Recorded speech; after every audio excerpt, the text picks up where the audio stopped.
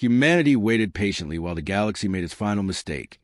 And from the outside it looked like surrender, because human diplomats lowered their voices, human fleets reduced their patrols, and human colonies stopped expanding beyond their established borders,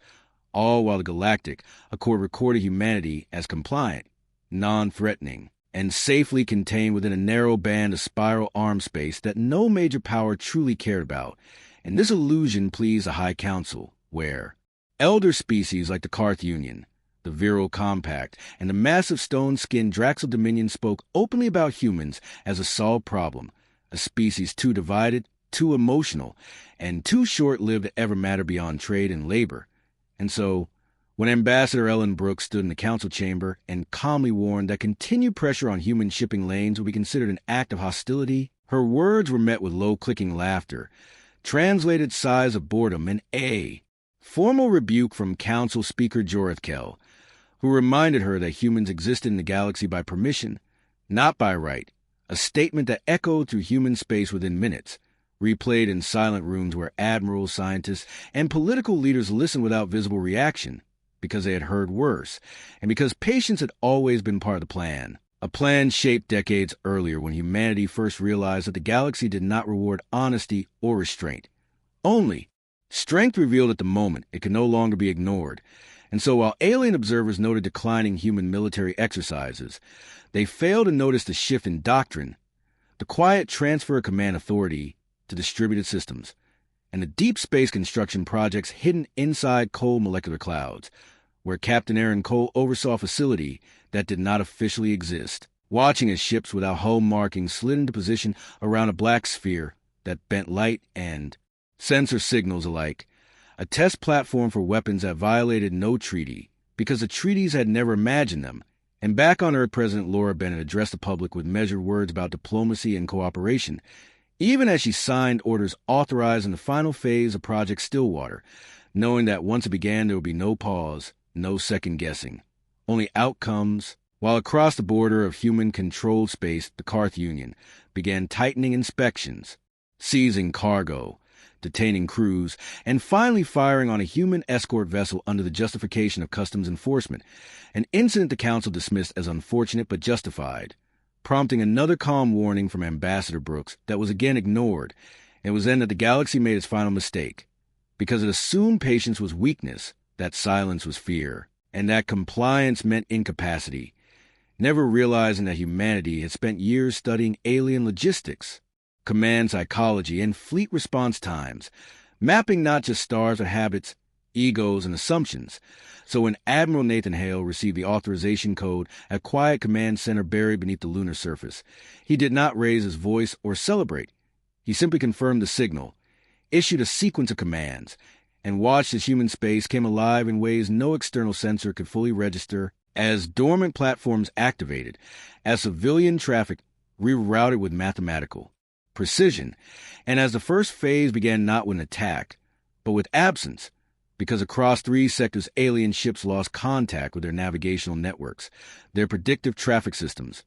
and their long-range communications, dismissed at first as routine interference until entire task groups drifted blind and isolated, and by the time the High Council convened an emergency session, confused and irritated, humanity had already moved past the point of waiting, having allowed the galaxy every chance to choose restraint, and finding instead that it had chosen arrogance, a choice that would soon redefine power, fear, and the meaning of patience itself. The emergency session of the High Council descended into disorder as delegates demanded explanations from their intelligence branches. Each species insisting the failure was localized, temporary, or the fault of some other rival system, while human space remained outwardly quiet, a silence that unsettled analysts who had grown accustomed to human protest and procedural complaints. And on the bridge of the Karth Union flagship silent verdict, Commander Threx NAL felt the first edge of fear as his tactical displays refused to resolve into coherent data, stars smearing into uncertainty, while internal systems insisted everything was functioning within tolerance, a contradiction that made seasoned officers exchange uneasy glances, because nothing in deep space was ever fine when it felt wrong. And as repair teams worked fruitlessly, orders from Union Command failed to arrive, replaced instead by looping priority requests that went unanswered, forcing Threx to rely on doctrine written, For conflict centuries past, doctrine that assumed enemies would announce themselves with mass fleets and visible force, not with absence and confusion. And elsewhere, similar scenes played out as virile convoy masters argue with automated advisors that could no longer predict safe routes. Draxel patrols reported phantom contacts that vanished upon approach, and insurance guilds across neutral space quietly suspended coverage on all routes near human territory, a decision made by algorithms, trained to recognize cascading risk long before organic minds accepted it. While on Earth, Admiral Hale observed these developments with the same restrained calm he had cultivated over decades, reminding his staff that Phase 1 was not about damage but about understanding, about confirming that human models of alien dependency on centralized systems were accurate. And when reports confirmed total degradation across multiple species networks, Hale authorized Phase 2, a step that involved no explosions, no visible violence, only the targeted release of information. Because humanity had learned that fear spread faster than fire, and so carefully curated data packets began appearing in alien intelligence channels, showing hypothetical projections of what would happen if certain supply hubs failed, if certain fleets lost fuel access, if certain species faced shortages of life-sustaining compounds they could not synthesize locally, projections that were accurate to an unsettling degree, prompting internal debates, accusations of leaks, and finally panic,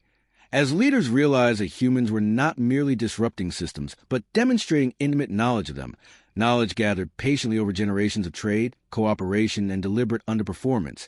And when Council Speaker Jorthkel demanded an explanation from Ambassador Brooks, she responded not with anger, but with a simple statement that humanity was enforcing its borders, a phrase that sparked outrage. Because the disruptions were occurring far beyond human claimed space, an outrage that evaporated when Brooks calmly presented evidence that every affected system had participated directly or indirectly in actions against human shipping,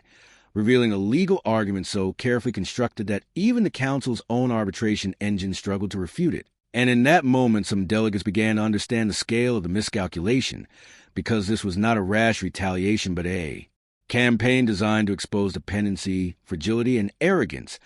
all without firing a shot, and yet even then pride held sway, particularly Amon. The immobilized Draxel fleet became the symbol that shifted fear into certainty, because across the galaxy commanders replayed the footage of massive war vessels drifting without power or collision alarms, not destroyed but rendered irrelevant,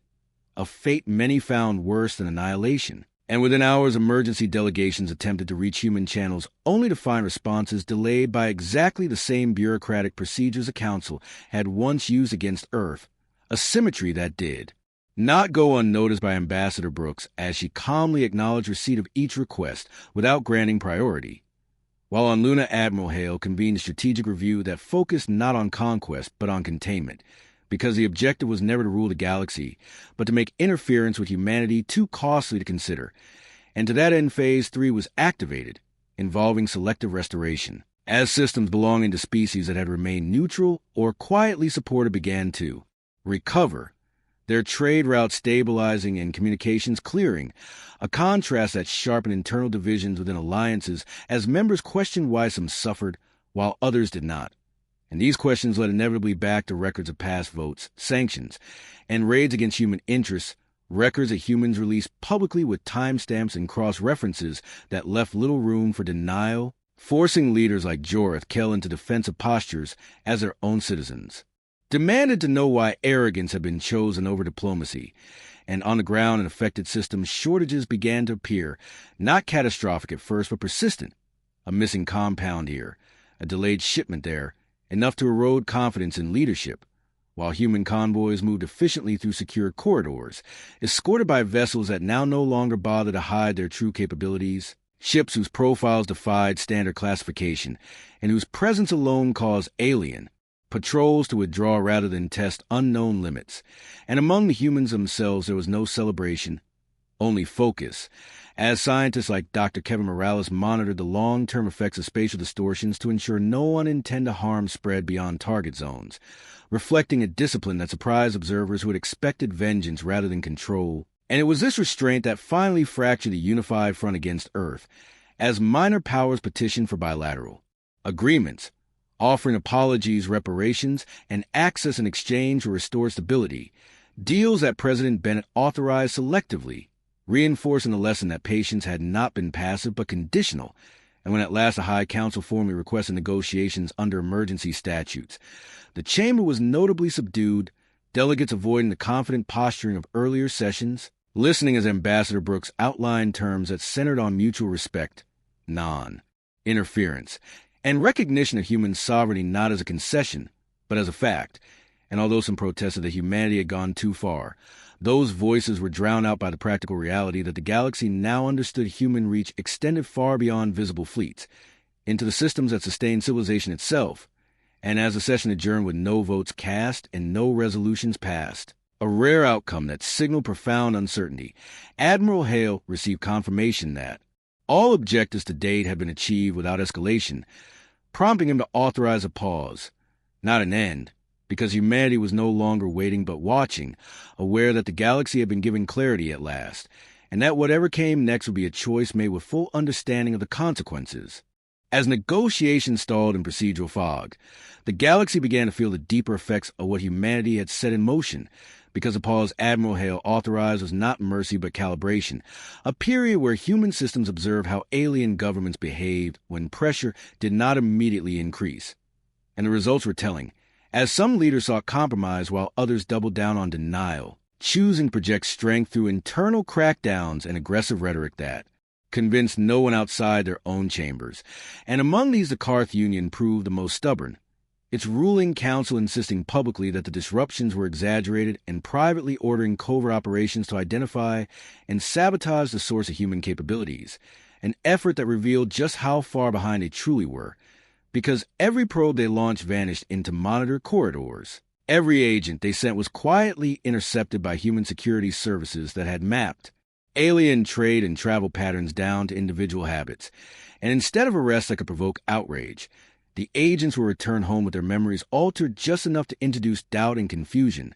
spreading mistrust within their own command structures, while on Earth President Bennett faced internal debate, as some voices called for decisive closure, arguing that the galaxy had learned its lesson, and that prolonged pressure risked normalizing hostility. But Bennett, guided by Hale and Ambassador Brooks, understood that the lesson would not hold unless it reshaped incentives permanently, and so Phase 4 unfolded as a restructuring of access, where human-controlled infrastructure, once open by default, became the backbone of stable galactic movement, forcing even the largest powers to route commerce through corridors governed by human law and monitored by human systems, a shift that did more to establish long-term influence than any fleet deployment could have achieved. And as weeks passed, the Draxel Dominion, proud and slow to adapt, found its massive industrial output strangled by inefficiencies, its fleets burning fuel without purpose, prompting internal dissent among its military caste, dissent that culminated when High Marshal Krun was forced to address his own commanders and admit that direct confrontation with humanity was no longer viable, a statement unthinkable only months earlier. And when word of this admission leaked, as humans had anticipated it would, confidence across anti-human factions collapsed, leading to emergency overtures from species that had once voted unanimously to sanction Earth, now eager to distance themselves from past decisions. And throughout it, all humanity maintained a consistent message, delivered calmly by Brooks in every forum, that there would be no punitive annexations, no forced cultural changes, and no domination, only consequences aligned with behavior, a framework so clear that even alien, legal scholars grudgingly acknowledged its coherence. And as trust slowly rebuilt in selective pockets, Hale authorized limited transparency, allowing controlled observation of human defensive platforms by neutral inspectors, not to reveal secrets, but to demonstrate scale, a calculated exposure that confirmed what many had begun to suspect, that humanity's true strength lay not in any single weapon, but in integration, in the seamless coordination of policy, science, military, and patience. And by the time the High Council reconvened for a binding vote, the atmosphere had transformed from arrogance to caution, delegates speaking softly,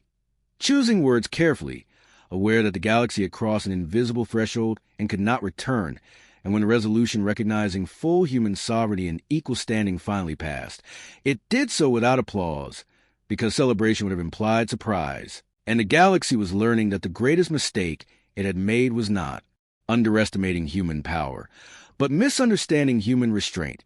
a misunderstanding that had nearly cost it everything. The passage of the sovereignty resolution did not end the tension. It merely changed its shape, because recognition on paper did not erase decades of habit, suspicion, and quiet resentment, and humanity understood this better than any species at the Council, having lived under similar conditions on its own world for centuries.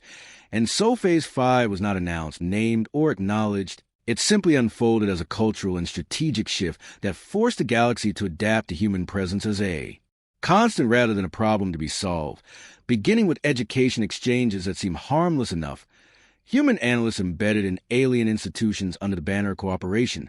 while alien scholars visited Earth and its colonies expecting chaos or militarism, and instead encountering a species obsessively focused on redundancy, debate, and long-term planning. A revelation that unsettled them more than any weapon demonstration, because it suggested that what they had seen so far was not a wartime posture but a baseline. At the same time, human trade policy pivoted with quiet precision, favoring partners who demonstrated consistency rather than power, reshaping supply chains so gradually that only after months did major conglomerates realize their dependence on human-mediated logistics had become absolute, a realization that sparked renewed attempt at resistance among hardliners who could not accept a galaxy where humans set norms, leading to isolated incidents of sabotage and proxy aggression that were met not with retaliation but with exposure, as humanity released incontrovertible evidence of sponsorship and intent, forcing offending governments to discipline their own factions or face collective isolation, a method that turned internal politics into the primary battlefield and drained momentum from open hostility, while within human command Admiral Hale began preparing for the inevitable question of succession, not of leadership but of responsibility, knowing that the systems humanity had activated could not simply be turned off without creating instability, and so authority was decentralized further, shared with civilian oversight bodies and allied observers, an act that astonished alien militaries accustomed to rigid hierarchies and reinforced perception that human strength flowed from trust rather than fear. And in the Draxel Dominion, the effects were particularly stark, as younger commanders trained on human tactical simulations began outperforming their elders, challenging long-held doctrines and accelerating reform that weakened the old caste structure from within, a development no invasion could have achieved. And when Ambassador Brooks addressed the Council again, this time not to warn or demand, but to propose a charter of mutual non-interference enforced by shared monitoring rather than punishment, the response was cautious but engaged, delegates asking practical questions rather than posturing, a subtle but profound change. And as the charter moved toward ratification, humanity began to withdraw some visible assets, not because it had grown complacent, but because presence was no longer required to maintain influence. The systems, expectations, and incentives now aligned strongly enough to sustain themselves, and in private Hale reflected that this was a true end state they had hoped for when patience first became policy, a galaxy that no longer needed to be reminded of human capability, because it had internalized the cost of ignoring it, a galaxy where the final mistake had already been made and corrected, not through destruction, but through understanding forced by restraint pushed to its limit. As the charter moved closer to ratification, resistance condensed into fewer but more dangerous actors, those who believed that coexistence under human-influenced norms was a slow extinction of their own dominance, and among them a clandestine coalition formed from remnants of Car hardliners, rogue viral security blocs, and independent war profiteers who had lost fortunes to stabilize trade. A coalition that concluded humanity's restraint was itself a vulnerability, because a species that avoided destruction could be forced into overextension, and so they planned not a military strike, but a humanitarian crisis, targeting fringe systems where mixed populations depended on shared infrastructure, intending to trigger chaos that could be blamed on human overreach.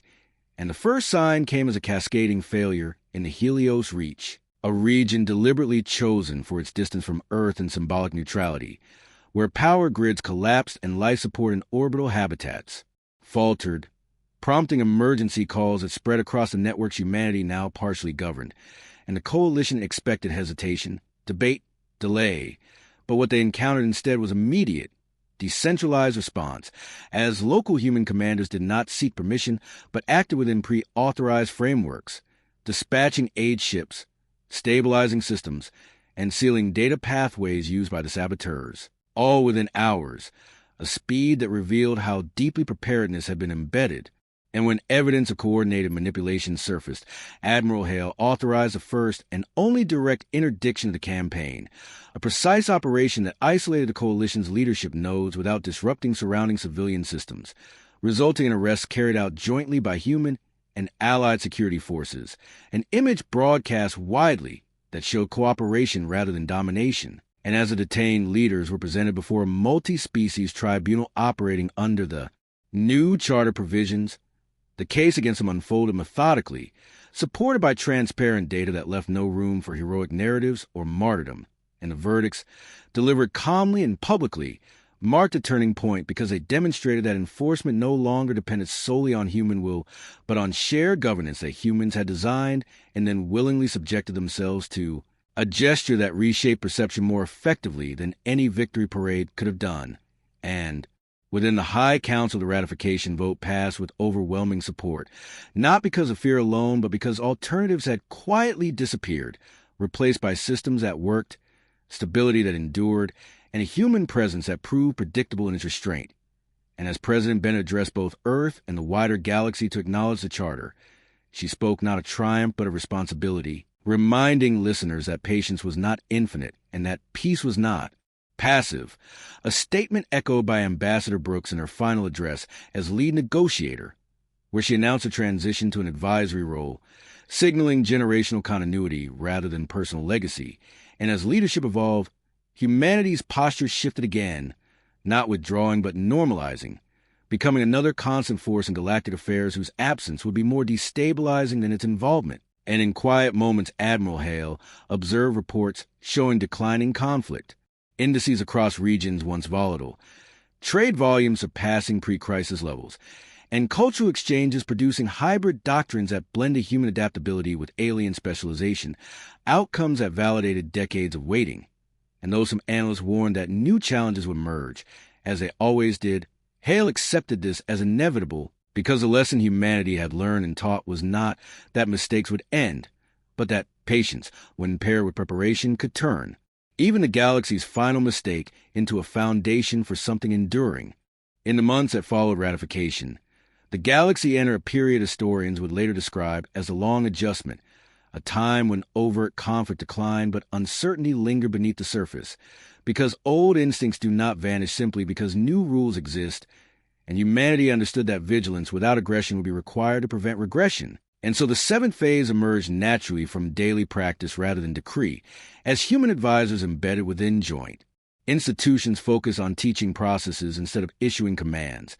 emphasizing scenario planning, dissent tolerance, and failure analysis, habits that at first frustrated alien counterparts accustomed to rigid authority, but gradually revealed their value as systems became more resilient to shock. And this shift was tested sooner than expected when an unexpected stellar anomaly disrupted navigation across a broad region unrelated to any political boundary, threatening trade and civilian safety on a scale no single power could address alone. And for the first time, the response was not led unilaterally by humanity, but coordinated through the very mechanisms it had insisted upon, with human systems providing backbone support, while alien fleets executed locally adapted solutions, a collaboration that succeeded not perfectly but effectively. And the shared after-action reviews that followed were candid and public,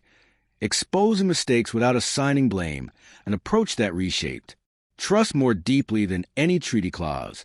while on-Earth public attention shifted away from the crisis years toward internal development, prompting debates about whether humanity should continue to carry so much responsibility beyond its borders, debates President Bennett welcomed because they signaled a return to normal democratic friction rather than existential urgency. And as new leaders rose within human institutions, figures like Director Samuel Ortiz and Commodore Lena Price began shaping policy with an emphasis on sustainability, ensuring that the systems built during crisis did not ossify into unchallengeable power structures, a concern that resonated with alien observers who had once feared permanent subjugation. And within the High Council, generational turnover accelerated, as delegates associated with the era of sanctions and mockery retired or were voted out, replaced by representatives whose political identity was defined not by opposition to humanity, but by competence within the new order. And this generational shift mattered more than any enforcement action, because it altered the story civilizations told themselves about the past, reframing humanity not as an upstart threat, but as a catalyst that exposed dangerous complacency. And yet humanity did not allow nostalgia to soften its edge entirely, as Admiral Hale, now preparing to step back from operational command, reminded his successors that patience had worked precisely because it was backed by readiness, and that forgetting this balance would invite repetition of old mistakes, a warning he delivered quietly in closed briefings rather than public speeches. And as he observed the galaxy stabilizing into a complex but functional equilibrium, Hale accepted that the work of waiting was never truly finished, only transformed, because the galaxy had learned that its final mistake had been assuming patience meant inaction, and the endurance of peace would depend on never making that assumption again. The final stage arrived not with ceremony, but with quiet normalization, the kind that only becomes visible when historians look back and realize nothing dramatic happened because nothing needed to, as trade flowed, disputes resolved through process rather than threat, and humanity settled into its place not as ruler or rebel, but as an anchor species whose presence stabilized systems simply by being predictable. And in this calm, Admiral Hale formally retired from command, passing authority to successors who had never known a galaxy where humans were dismissed,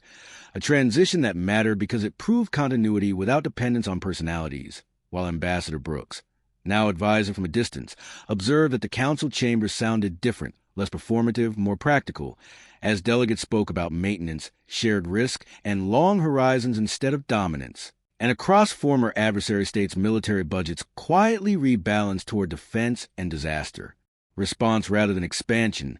not because it imposed limits, but because strategic models now made aggression irrational,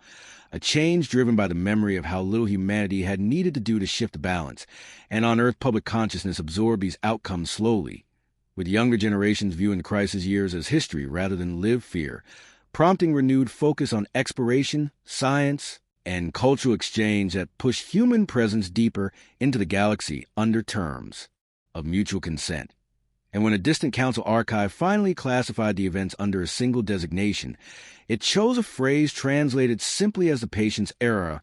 acknowledging that the defining feature had not been human weapons or tactics, but the willingness to wait until action was unavoidable, a lesson taught without conquest. And as the galaxy continued forward with new challenges inevitable but manageable, the enduring understanding remained that humanity had not sought to be feared, only taken seriously, and that the galaxy's final mistake had been believing that restraint was weakness, a belief corrected not through annihilation, but through clarity,